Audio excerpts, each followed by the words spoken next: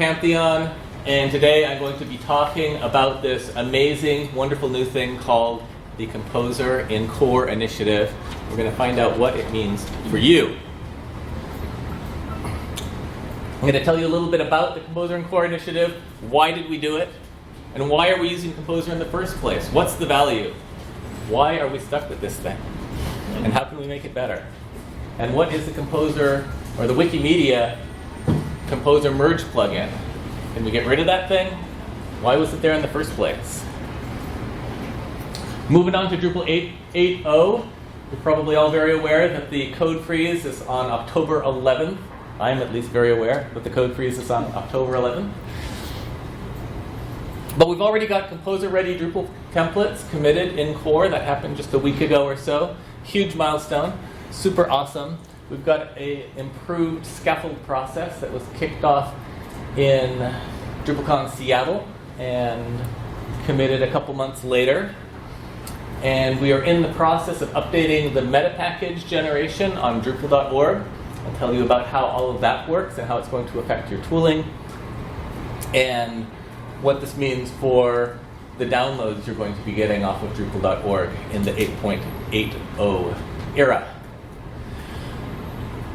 If you have an existing site, you're going to want to know what your path forward is. So we're going to go over that a little bit. And I'm also going to give you a little bit of a sneak preview about what Drupal core development is going to look like in Drupal 9 with the Composer project. Spoiler, very similar to what it does today. So about the Composer in Core initiative. Our charter is to make download tarballs Composer ready. We're going to talk a little bit more a little bit later about what it means to be Composer ready. The Composer initiative has lasted a really, really long time, but we've had really incredible velocity since DrupalCon Seattle. And any of you who've been involved even peripherally with Drupal core development knows that it can be kind of a lengthy process to have enough people go in there and see the patch and review it and get a core committer to actually say this code is good enough to go in. But we've got a real good thing going with a core group of people who just stayed on top of the issues, pinged the core committers, and the core committers were really good to us. And if we said we were blocked on something, they would actually prioritize us. And without this sort of velocity, we wouldn't be where we are today. And of course, all of this was built on the foundation of community projects that people have been using in an unofficial capacity for a long time. And that really helped the project because we pretty much knew what we had to build. So we've got a Composer in Core project page. There's a nice long URL at the bottom of this screen, but I forgot to point out at the beginning of the presentation that I have my own personal URL shortening service, g1a.io, and CICPP is the Composer in Core project page, so you can jump straight there, and off of the project page you can find roadmaps and see what issues we're working on and things like that. Handy dandy shortcut. So our goals for the Composer in Core initiative is to separate the concept of Drupal as a product from Drupal as a Git repository. So the Git repository is just the place where we're doing core development, but Drupal as a product, we want to be delivered from Composer. Whether you're using Composer or downloading the tarballs, it's coming from this new product standpoint. And so in order to make this all fit together, we're going to make the Composer tarballs, the Drupal tarballs, Composer ready. And the way we're going to do that is we're adding the Scaffold plugin that was part of the community projects that's going to be in core now. Actually, it already is in core. And we're adding Composer build support into core. And we're going to improve and modernize the whole shebang wherever we can. Why Composer? What got us into this mess in the first place? I mean, we had libraries before. In the old days, if we wanted a library, we could Drush DL foo module, and then we go to the project page for foo module, and it says, hey, I need a library or two. Here's a URL. You download it. You use your unarchiver. You move the files. It's really easy, right? but then you have to upgrade it, and then it's a maintenance problem because you have to do this all over again for every single library. Whereas Composer, if you just require a project, that project can say what it needs, and there's a whole tree. So is it worth it? Should we have stuck with this? Why did we make the decision to simplify? Well, somewhere around Drupal 8.0.0, somebody had the brilliant idea that we should get rid of all of the old legacy code we were using before and start using a more modern PHP framework. And once we made that decision, we found ourselves into an interesting position because Symfony has tons and tons and tons of dependencies, all of those little tiny itty-bitty ant marks behind the Symfony framework logo is all of the dependencies and versions from Symfony. So how are we going to deal with this? Are we going to start making all of these Drupal 7 users use Composer from day one? Well, the core maintainers had a great idea. They said, we're going to do it all for you. We're going to take all of that stuff from Composer, we're just going to check it into Drupal, and you can keep working the same way you always have. Nothing's going to change, promise. Is that trick going to work? Alas, contrib module developers had to come along and mess it all up for the rest of us because they said, we need Composer too, and we need dependencies. Give me a crowbar, I'm going to figure out how to make this work. And this is a problem because Drupal did not provide any facility in 8.0.0 for modules to use Composer and add dependencies. So, the Composer merge plugin and the upgrade process. This was another interesting idea. There's a project out there in the internet called the Wikimedia Composer Merge plugin.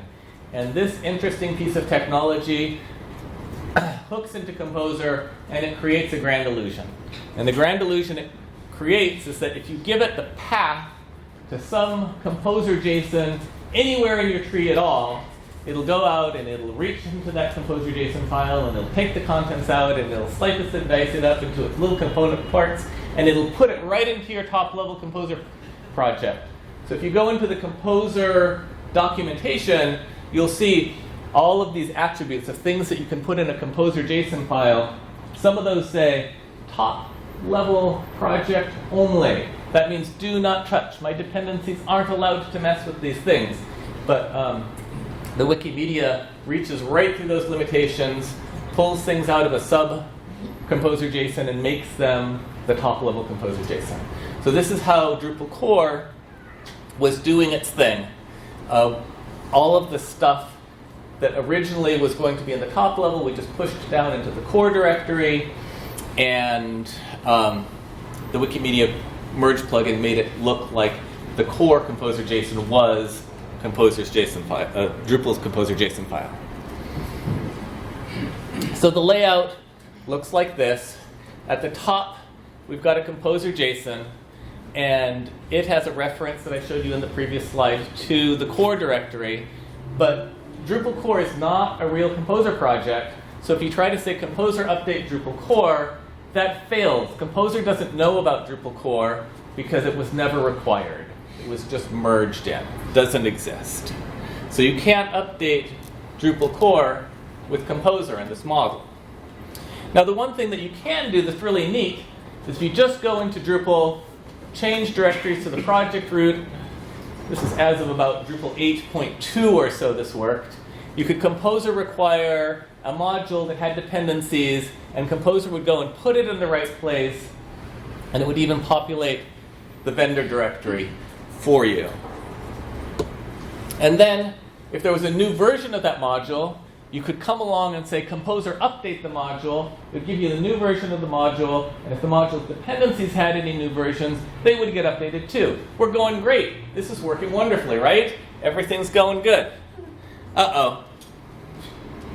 Next step is you try to run drush pm update. We can't update Drupal core with Composer because that doesn't work because of the Wikimedia merge plugin. So we're going to go back to our old handy tool drush and say, go ahead and update it. The problem with that is drush is going to come on, it's going to erase and replace the core directory with the new one. It's also going to erase and replace the vendor directory with whatever is new. in the Drupal update. But unfortunately, what's new in the Drupal update is old for your site because it's missing all of the stuff you added for your contrib modules. So this leads us to a state of great update woes, because once we've used Composer require in our site, we can no longer update with Composer, and we can no longer update with Drush. And our only choice really is to suffer and try to straighten things out after the tool makes a mess of our site. And nobody wanted that. So this was the motivation for making the changes we did in Drupal 8.8. So what do these changes look like? There was an idea. We're going to use one weird trick. This is a thing I've mentioned before, that we want Composer-ready download files. So we're going to provide a template project with a Composer update JSON file that's never going to be updated. You get it when you do create project, and it doesn't have anything in it that you need to change when you do a new update of Drupal core. Anything that does need to be updated goes in the core directory. That's the easy part because everything was pretty much already there. That was the design from Drupal from the start. To maintain the layout of Drupal, to make it look the same as it always has, we're going to use Composer installers and the Scaffold tool. And this is a familiar concept for anyone who's been using Drupal Composer, Drupal Project.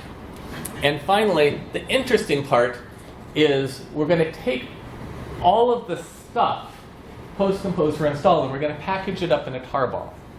So the upshot of this is if you download Drupal 8.8.0 stable from Drupal.org in the distant future when it becomes available, you can untar it, change your directory into the untarred package, and immediately run Composer require or Composer update, and it's going to do the right thing. It's not going to make that mess we saw a few slides ago.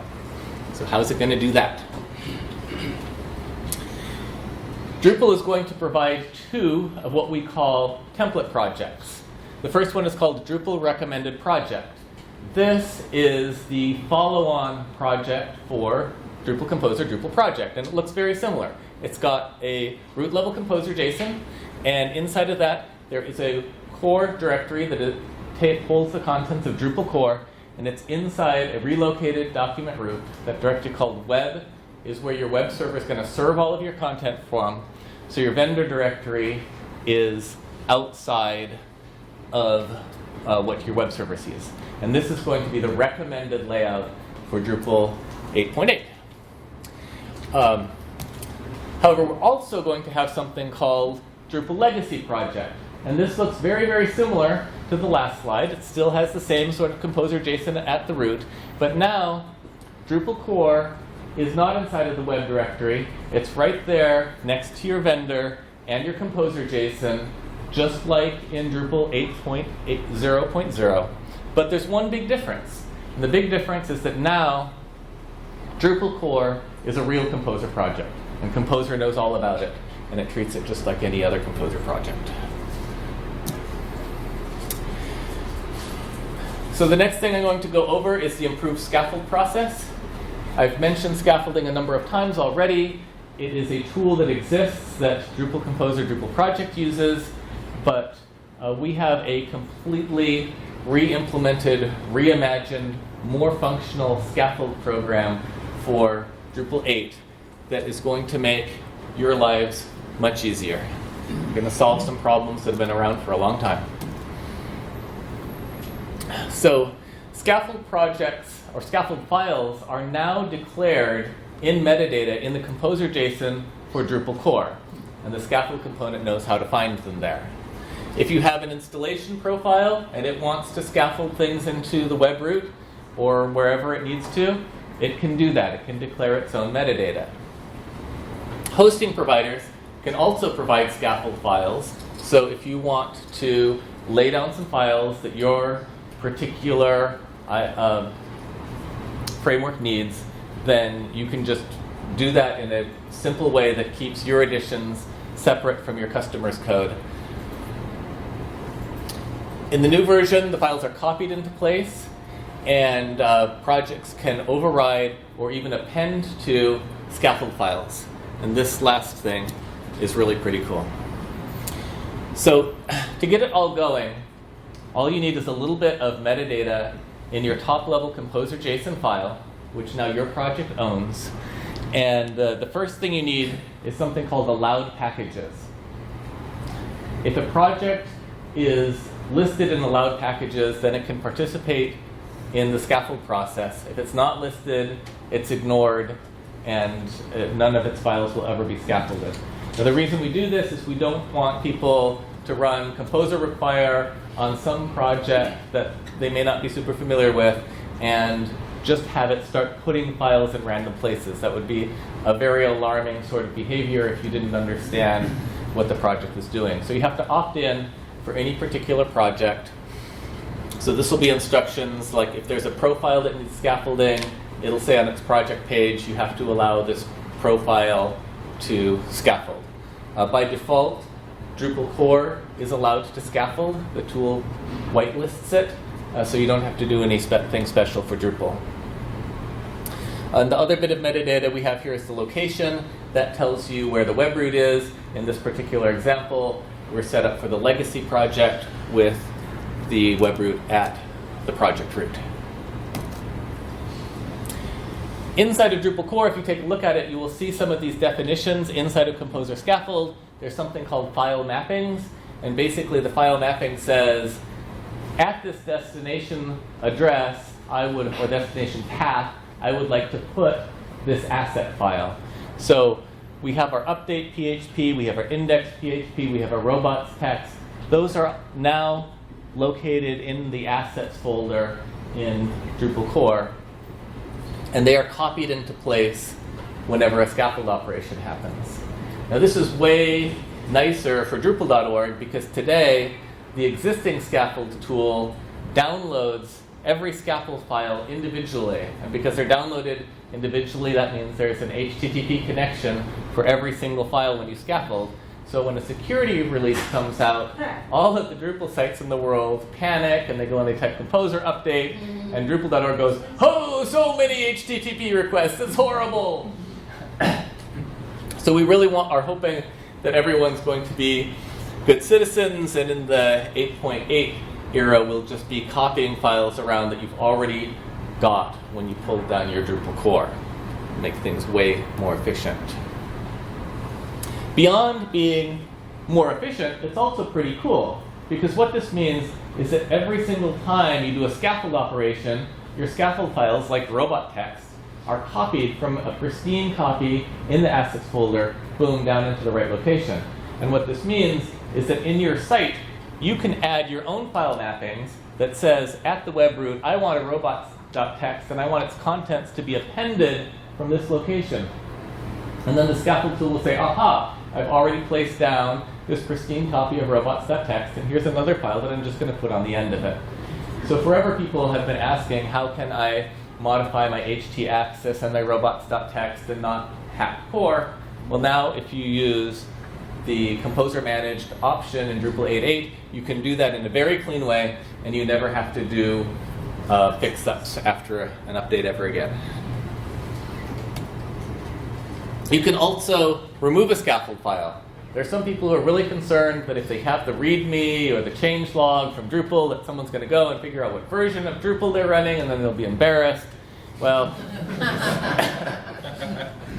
it's really sort of security theater, because you can figure out from fingerprints if you really want to hack a site and you want to find old sites. There's lots of ways you can do that. But if you fall into that camp of just not wanting your README there so your boss doesn't see what's in your site, then you can just set any location to false, and the scaffold tool will say, oh, fine, I won't copy that file. And this can actually be important if you have any of the scaffolding files you just wanted to replace, then you don't have to worry about them conflicting with the core version every time. If append is not good enough for you, you can take over robots.txt yourself entirely and just not take whatever Drupal says you should get. Don't know that I recommend that, but you've got the power. You can make the decision. Metapackage generation. Okay, metapackage generation is new to Drupal, but it's not new to the community because this has actually been happening for Drupal Composer, Drupal Package, Drupal Composer, Drupal Project. Every time a new version of Drupal comes out, there are community tools that will go and generate existing projects that are based on what's in Drupal core. But now we're moving this process into Drupal core. So anytime Drupal.org makes the release, it's going to kick off a series of jobs in Jenkins.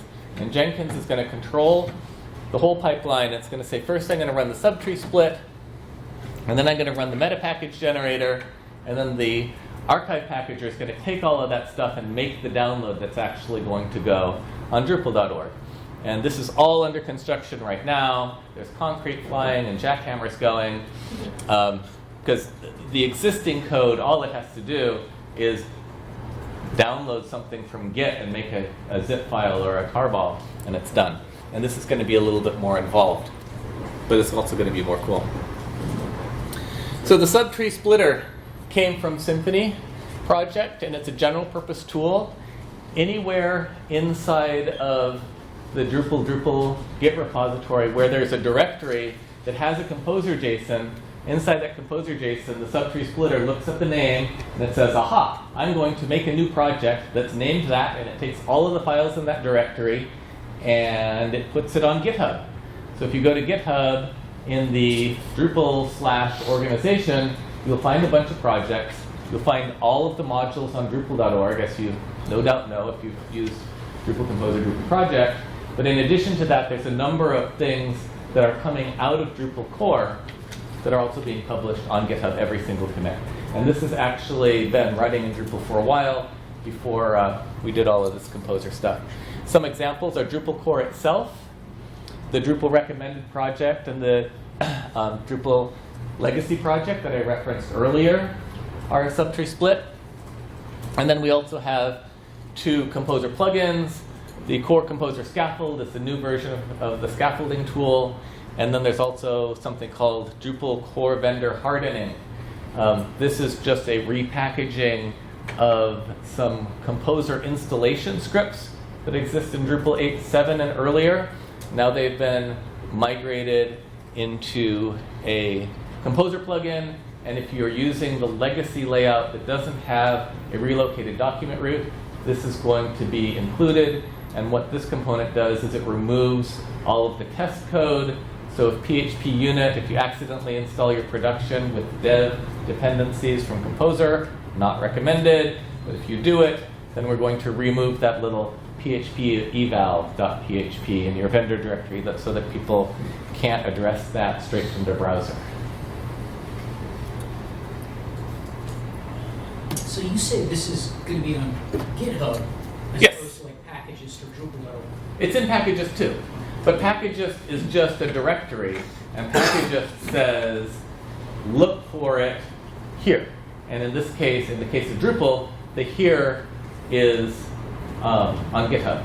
So in the olden days, you had to include a repository that says, Drupal has this alternate Drupal packages where all of the modules are. Now they're just in packages. So not GitLab, GitHub. GitHub, that's right.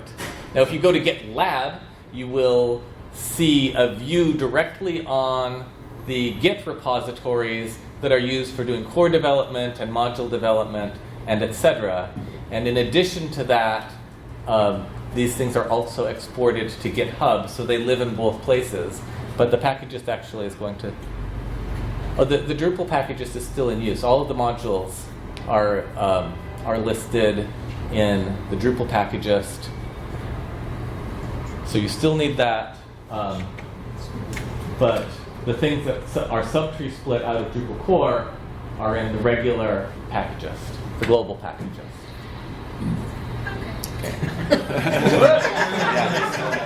And that's important because if you're just on the command line and you don't have a project yet, and you type composer, create project, Drupal required project, recommended project, it's going to go to packages and see if that thing exists. And it will find it there, and then it'll pull it down, and then it already has the repository reference for the thing that says here is where I can find my modules.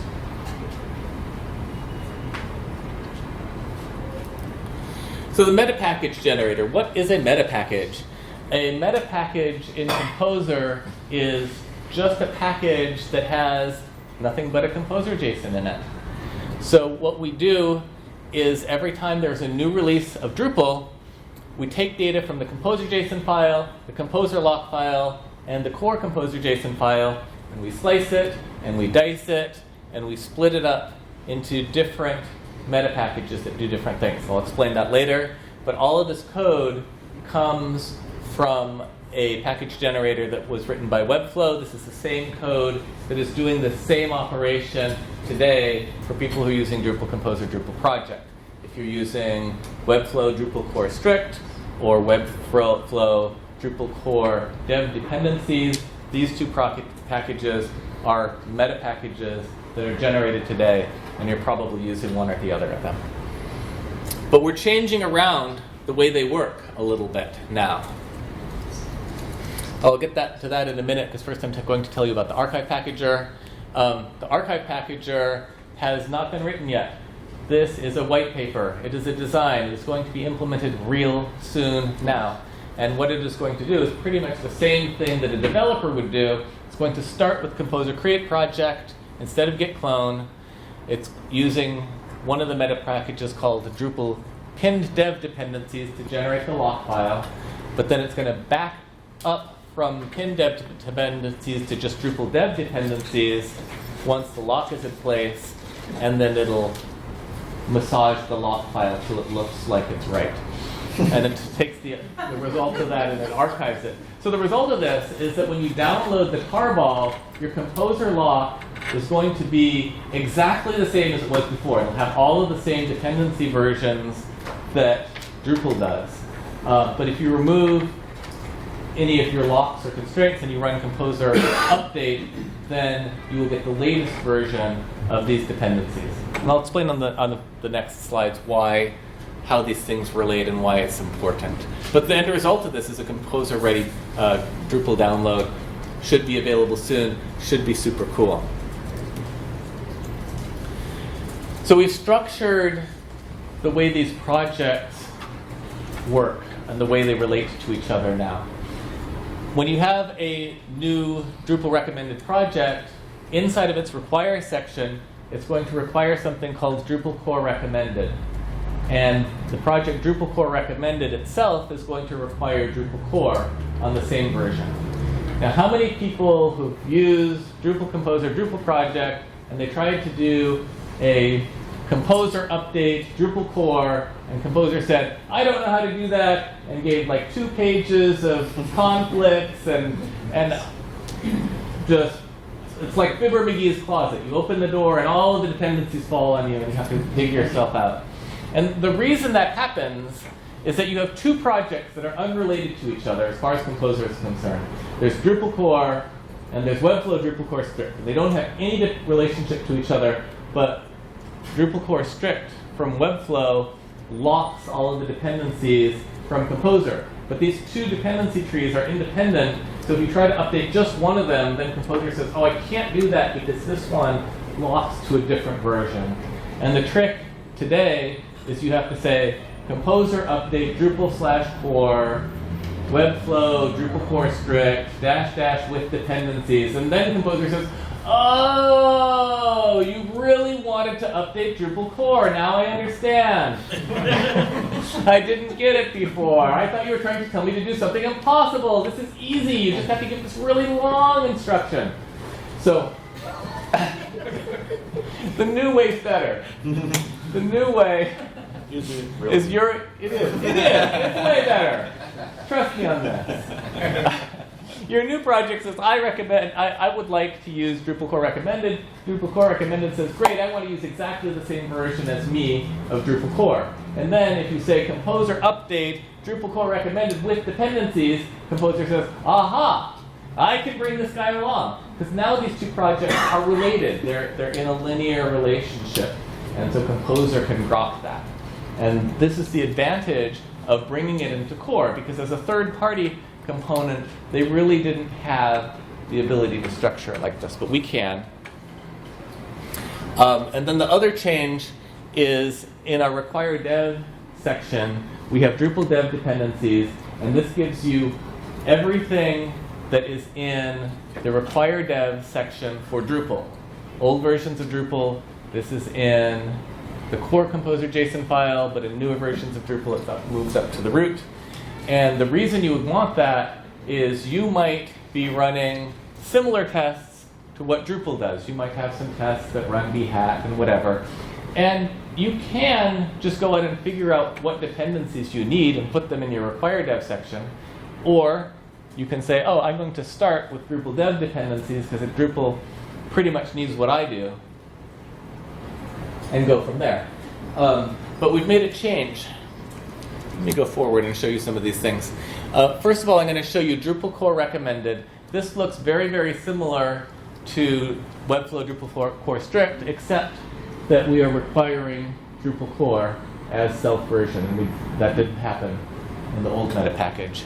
But this long list of things, this is everything that is included from Drupal core, directly or indirectly, that ends up in the composer lock file because Drupal required it, or something that Drupal required it as a dependency, and so on and so forth. All of that stuff is swept up, and whatever was in the lock file for composer ends up here. And that's the only version that you can ever resolve from composer if you use this project.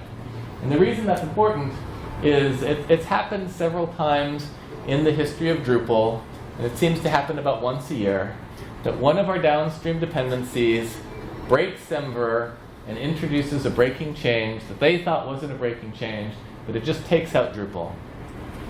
And if you're not protected with this strict lock file, then the next time you run composer update, you'll pull in the newer version of this dependency. Your site will go down, and you'll spend hours trying to figure out why your site broke when you didn't change anything.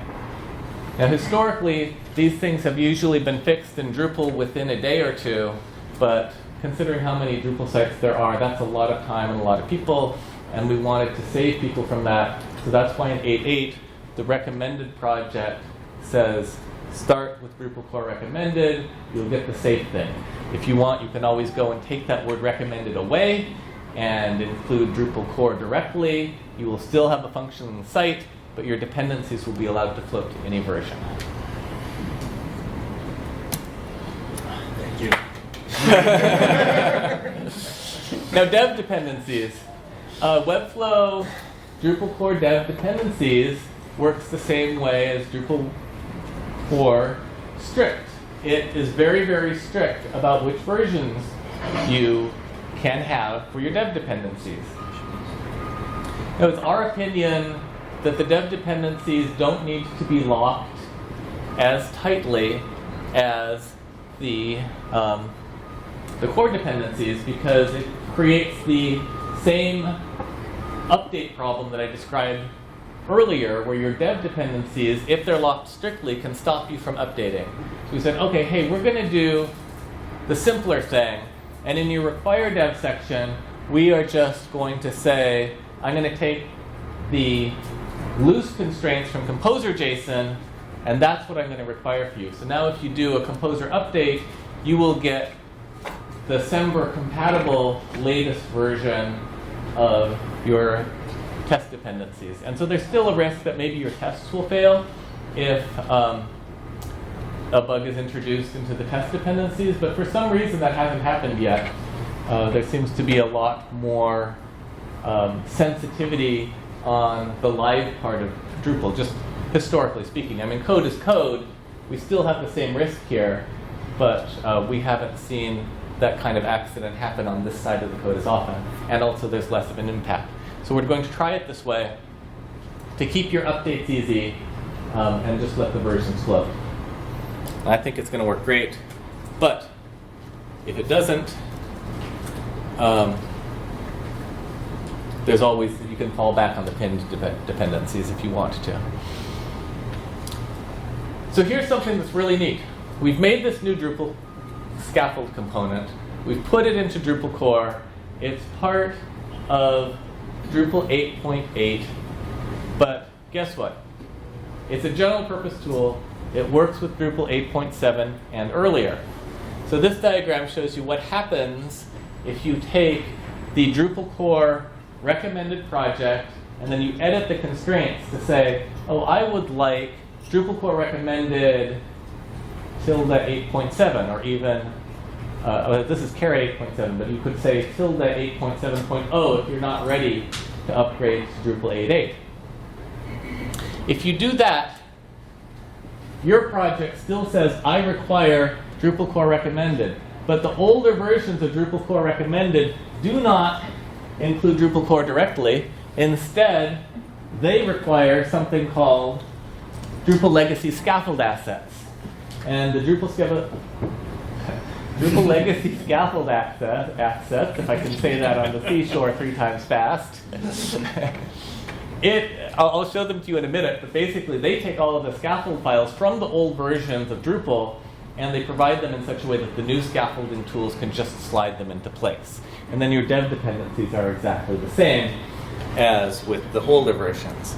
So this next slide shows you what the legacy scaffold assets look like. There's a file mapping. It says, oh, look, I've got an index.php, and there's a directory in there called assets. And this file is copied out of whatever was in index.php for that version of Drupal. And it just magically works. So the thing about this that is super neat is even before Drupal 8.8 stable is ready, you all can take your sites and start using the new code with the existing versions of Drupal. And that'll take load off of Drupal.org during updates, and it'll also give you some exposure to the new tools and some of the advantages of being able to append to robots.txt and all of that great things. So I actually think that this is kind of a nifty way to do like early access to new technology. You can give it a try. It's available now. It is available now, but I'm going to give you the standard disclaimer that if you pull this code, it's pre-alpha. It's working pretty good, but one thing that we've done in during the development is occasionally we've rewritten the meta packages. And what that means is we delete all of the tags, and then we push new tags with different SHAs, and that's something that Git kind of frowns on. In the case of this sort of stuff, it's not a big of a deal because you're getting those SHAs from Packages, and Packages figures out that we've done this horrible thing and fixes it up for us. But the risk for you is that your cache, your local cache, might not realize that we did this. So you just might, some of our bug fixes might be invisible to you. But in theory, we're not going to do this anymore after alpha unless we really, really, really, really need to. But I don't think so. I think it's okay. Cross those fingers. When is alpha? Alpha is October 14th, 3 days after the code freeze. Assuming it takes only 3 days for them to package it. We'll see. But as they say, it's ready when it's ready, right? We're getting less and less, or I should say we're getting more and more away from that it's ready when it's ready thing. You've noticed. Drupal's on a train now. So this is just a little look at what the Drupal pinned-dev-dependencies look like. It looks just like Drupal, it looks just like Webflow, Drupal core, dev dependencies. It's pinned to an exact version. Oh, except our bhat-mink and our bhat-mink Selenium 2 driver look different. Why is that? Oh, a minute ago I said it's never happened, but it has happened that our dev dependencies have screwed up our composer. These bhat tools have not had a stable release in over 3 years. It's been 3.5 years approximately. And it's been more than a month that I've been nagging them to try and rectify this. But way back in Drupal 8.3.0 and again in Drupal 8.6.0, we had Drupal community members in these projects saying, hey, we've got a minor release coming out and we'd really like a stable version. But no song and dance routine was enough. They didn't do it. And the problem happened that in the Selenium 2 driver, this 1.3.x dev thing that we require in our lock files, or sorry, in our meta package, never really existed. It was an illusion of packages, because there's this thing called a branch alias. In your composer.json file, you can say, here's a branch alias. If someone asks for 1.3, I'm going to say that I can give them dev master because dev master is the same as 1.3. And the reason you do that is if one package says, I want to use the dev version, and another package says I need 1.3, then Composer can say, oh, that's the same thing.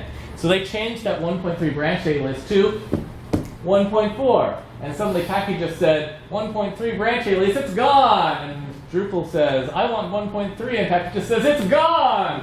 And nothing happened. So this nightmare says, if the 1.3 release is available, go ahead and use it. But in Drupal's top-level composer.json file, we use this magical thing called prefer stable. So if they finally get around to making a tag sometime in the next 6 to 12 months, and there's a 1.4, then we're going to prefer that to this.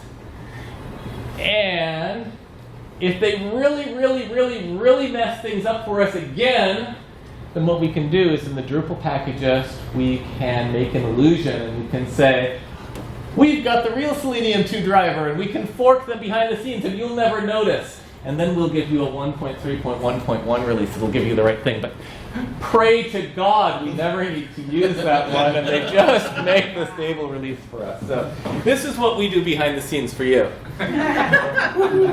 Anyone here from BHAT? No? Okay. They're all in Europe. Maybe I can find some of them during DrupalCon Amsterdam. I don't know. Sure is hand raising. That's all. They're here. They're not saying. Yeah, they're hiding under the table somewhere. No, I don't know that if they even come to Drupal events, but I see some of them in the Symphony queue. They're very busy on GitHub. They're just not very busy in their other repositories that they hypothetically maintain. But I, for one, do not want to maintain BHAT Selenium 2 driver. If anyone here does, maybe you could make a suggestion. Or we could just fork it.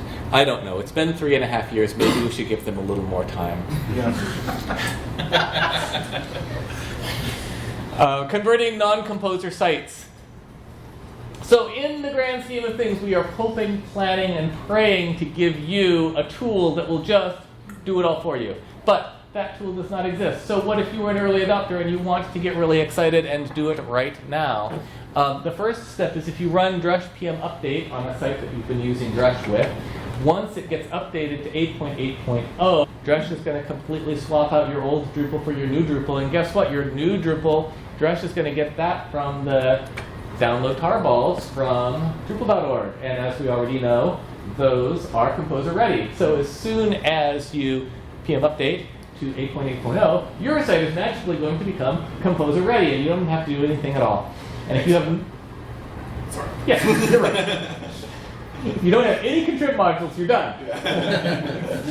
But some of us occasionally use contrib modules. Who here uses them? Never mind. There are contrib So, modules? so if you use contrib modules,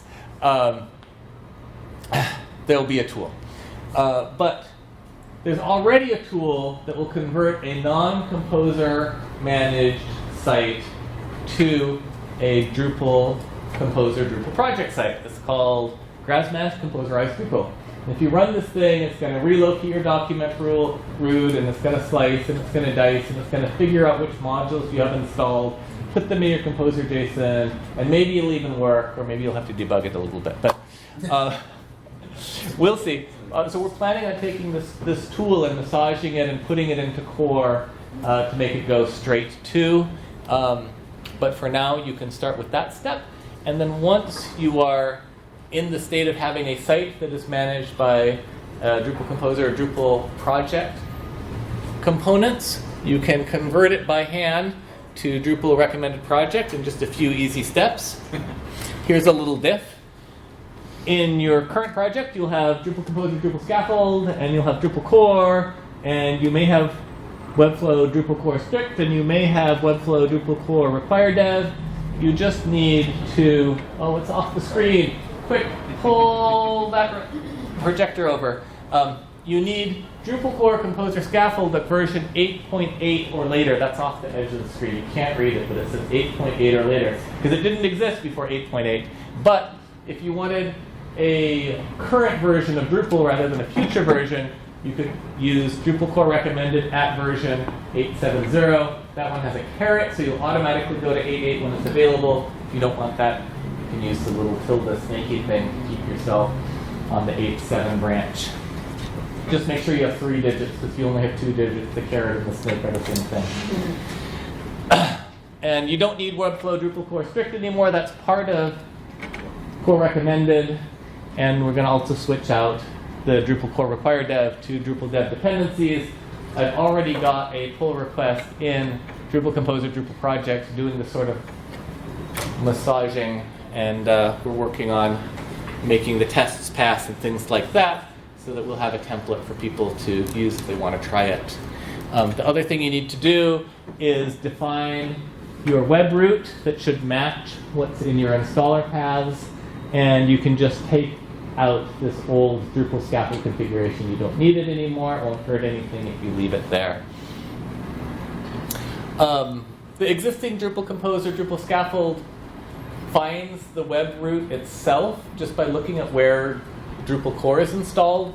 And we actually have a prototype patch that does that, but we decided not to commit it at this time because there's some question Drupal wants to move Drupal core into vendor someday so that it's not in your document root and you don't have all of this PHP code floating around accessible through direct URL manipulations. But we don't know what that looks like yet, and so it might have unknown consequences, so we decided to just make all of the sites be very specific about where their location is.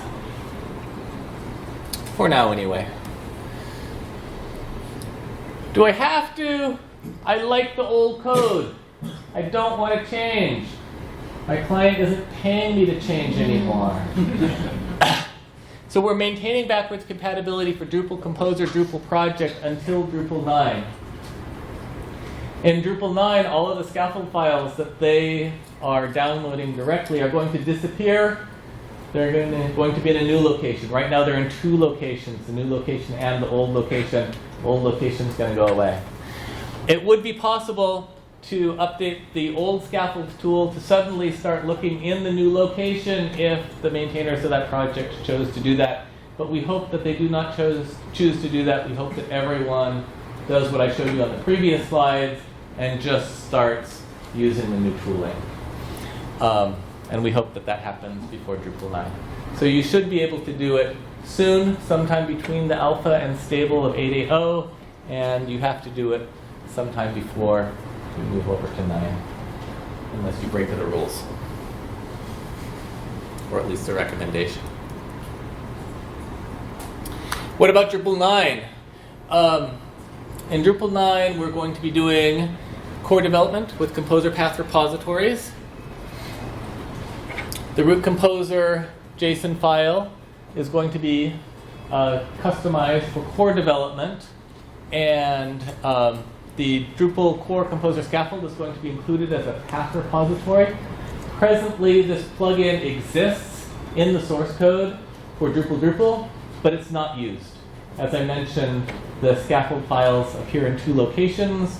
The second location is used by the old Drupal Composer, Drupal Scaffold, and it's also used by Drupal core developers. If you change the scaffold file in Drupal core, you have to change it in both places or a unit test will fail. In the new system, though, the second copy will disappear, and when you run Composer install, the scaffold component will make symbolic links instead of copies to the other files. So if you edit a file, assuming your editor follows the symbolic link or you use the red one, the right thing will happen. When you commit it, it will go back into the repository, and all will be wonderful. And the scaffold files from core asset scaffold files will just be placed down as they should. So what is the 9x Composer JSON going to look like? It's going to look very similar to the one that's in 8.8.0 today. The Wikimedia Composer Merge plugin, as I mentioned previously, we don't use that anymore. We got rid of it. Hooray. But because of Drupal's backwards compatibility policy, it's still sitting there in your Composer JSON, making your code slower. Oh, unless you're using Drupal recommended project, and then the Metapackage Generator that I mentioned before actually strips out Wikimedia merge plugin, so it's out of your hair completely if you start using the recommended project, which you'll be doing if you're using a download or composer to manage your sites. So it's mostly gone. It's only in your hair if you're a core developer, and it's only there because of policy.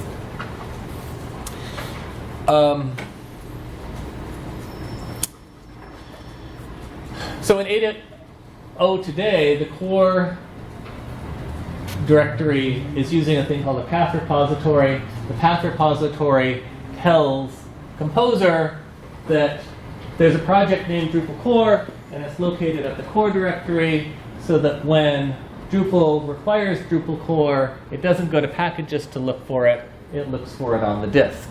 That's happening today. What's going to be added is another one of these is going to be added for the Composer plugin scaffold.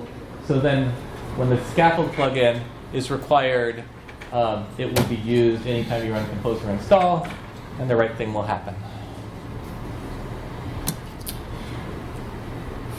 Dun dun dun dun. So this guy is a composer. He's also a conductor. And I also believe that he is the model for the composer icon. So I'm 6 minutes over, but I'll take questions anyway, because nobody's holding you here but you. John.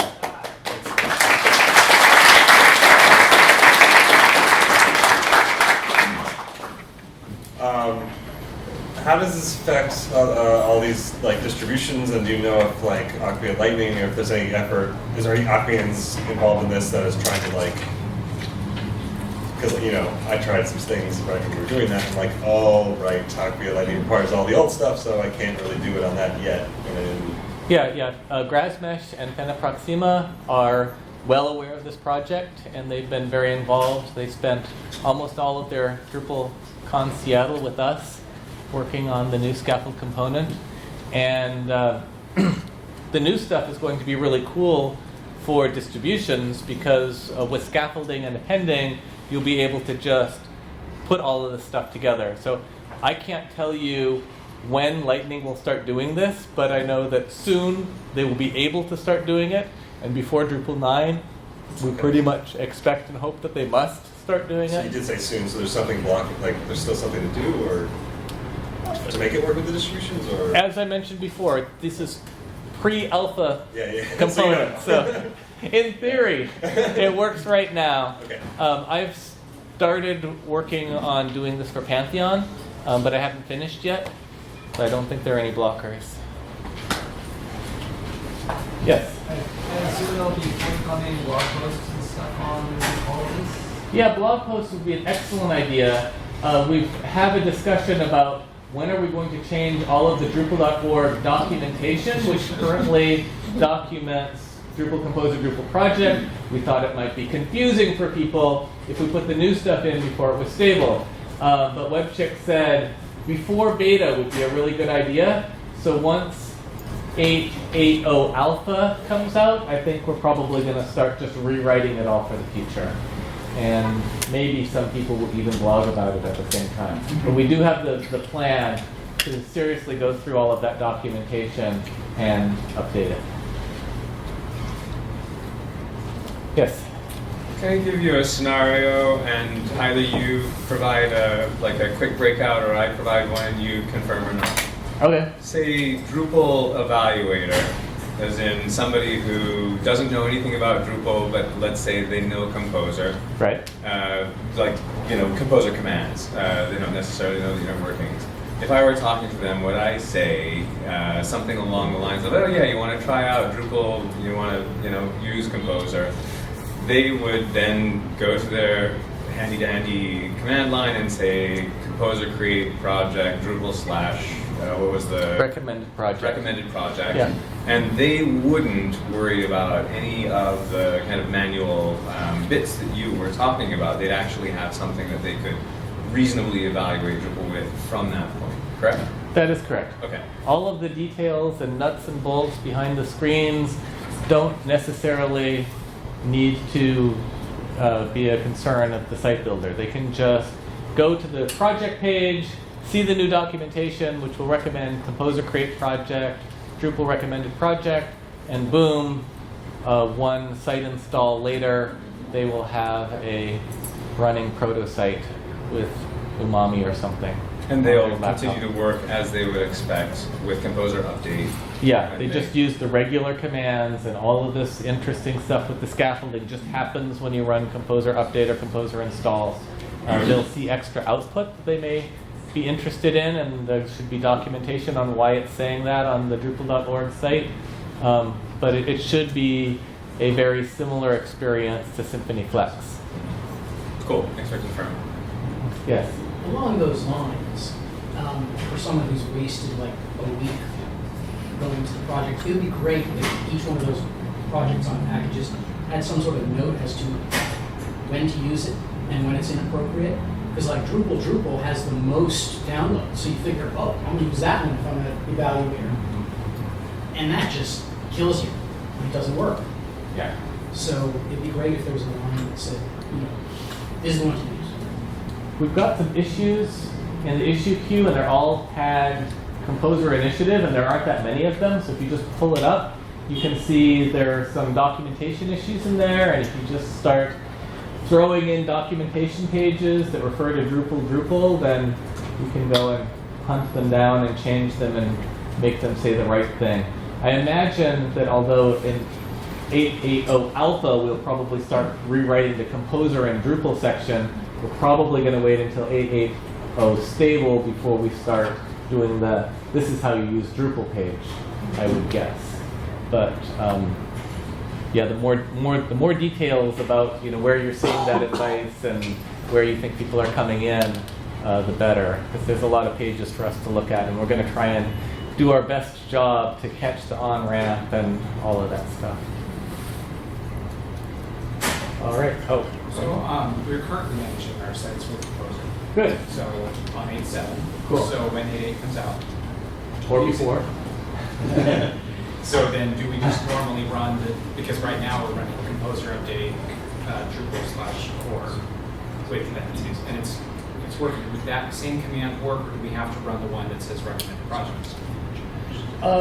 Well, I do have this idea in the back of my head. I don't know if we are going to do this, and I haven't talked with anyone else in the Composer project about this, but hypothetically, we could submit a pull request to Drupal Composer, Drupal Scaffold.